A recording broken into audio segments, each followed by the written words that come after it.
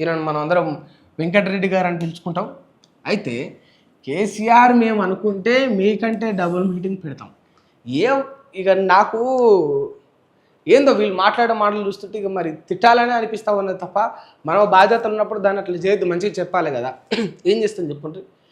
ఆయన అంటే ప్రతిపక్షంలో ఉన్నాడు, ఆయనకైతే ముఖ్యమంత్రి పదవి పోయింది.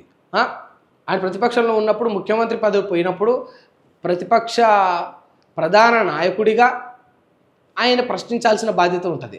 ఆయన మీటింగే పెడతాడు, లేకపోతే జనాల దగ్గర డైరెక్ట్గా పోతాడు, లేకపోతే సోషల్ మీడియాలో లైవ్కి వస్తాడు, ఏదో ఒకటి చేస్తాడు.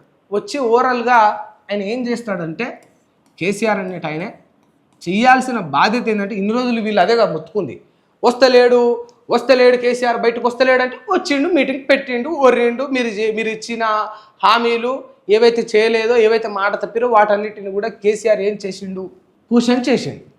అవునా కాదా? ఇన్ని రోజులేమో రాకపోతే వస్తలేవంటివి, ఇలా వచ్చి మీటింగ్ పెడతలేవో, నీకంటే పెద్ద మీటింగ్ నేను కూడా పెడతా అంటివి.